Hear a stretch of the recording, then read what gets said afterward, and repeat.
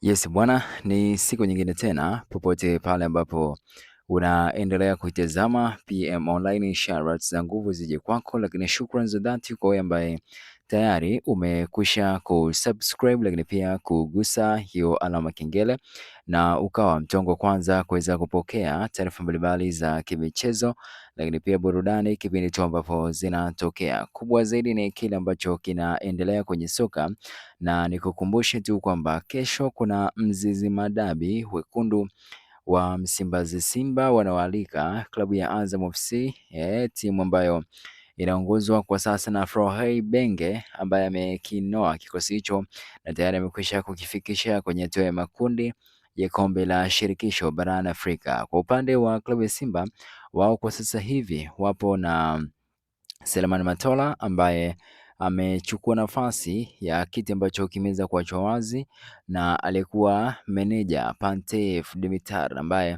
alitoka Gaborone ya Botswana, timu ambayo iliisumbua Simba kinoma noma. Tulishuhudia michezo kadha wa kadha ya Simba wakiwa chini ya meneja Dimitar Pantev, michezo ambayo wengi walikuwa hawaridhishwi na kiwango ambacho Simba imekuwa ikikionyesha. Sasa jambo la kipekee ambalo Simba wako nalo sasa hivi ndio hivyo, tayari kocha ambaye anaisimamia Simba katika kipindi hicho ambacho Simba haina kocha mkuu ni Selman Matola. Sasa kwa upande wa Selman Matola kuna jambo ambalo ameweza kulitoa kama sharti kwenda kwa viongozi wa timu yake, viongozi wa Simba, na sharti hilo ni pamoja na uongozi kuangalia namna ya kuweza kumpatia kandarasi ya kutambulika rasmi kama kocha mkuu wa kikosi cha wekundu wa Msimbazi Simba, na kisha wakishampatia mkataba huo wampatie michezo mitano ya mashindano yote, ikiwa ni ligi kuu ya soka ya Tanzania bara, lakini pia katika mashindano ya kimataifa michezo mitano, na kisha wampime kutokana na kile ambacho atakuwa amekionyesha. Hilo ndio sharti kubwa ambalo ameweza kulitoa kwa uongozi wa Simba kwamba wampatie mkataba wa kumtambulisha kama kocha mkuu, lakini pia wampe mechi tano za kuweza kumwangalia katika mashindano yote. Iwapo atafanya vizuri, basi ndo hivi aendelee kusalia kama kocha mkuu kwa upande wa wekundu wa Msimbazi Simba. Ikumbukwe Selemani Matola amehudumu katika kikosi cha Simba kwa muda mrefu akicheza kama mchezaji lakini pia kama kocha msaidizi. Alikuwa na Patrick Ausems, alikuwa na Sven van der Blok, lakini pia amekaa chini ya Pablo Franco, amekaa chini ya Objective, kocha Mr Objective ambaye naye pia aliitumikia Simba, lakini pia amekuwa chini ya kocha Benshika, amekuwa chini ya kocha Dimitar Pantev, amekuwa chini ya kocha Fadlu Davidson.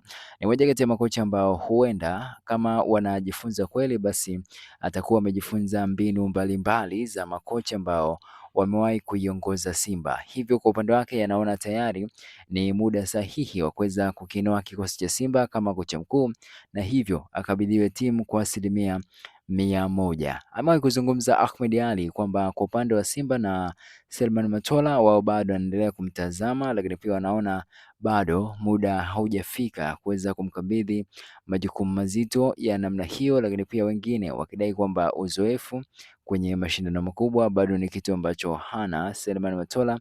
Lakini ukitazama amesafiri na timu mara nyingi, amefanya kazi na makocha mara nyingi wa kitaifa na kimataifa, hivyo kuna namna huenda ameona tayari amekwisha kufikia hatua ya kuweza kukabidhiwa timu, na akikabidhiwa matokeo huenda yakawa mazuri zaidi. Watu wamekuwa tuhumu kama vile ni shushushu wa uongozi kwa kuweza kusimama kama kocha msaidizi katika makocha wote ambao wamekuwa wakijiunga na Simba, lakini makocha wao wanaondoka kisha timu inasalia mikononi mwake, na ndo hivyo tayari watu wameanza maneno mengi kwamba kwa nini asipewe timu, lakini pia wengine wakisema kama vipi waweze kutimua benchi lote la ufundi na waanze kusuka kikosi chao upya ili kutazama ni kwa namna gani ambavyo wataweza kufaulu katika kipengele hichi cha kuweza kupata mwalimu mpya ambaye ataweza kuwanoa, lakini pia kuwasaidia katika mashindano ambayo wanapambania. Unajua mfano wa Ahmed Ally alisema kwamba tuliona kwa kocha alikuwa Mamelodi Sundowns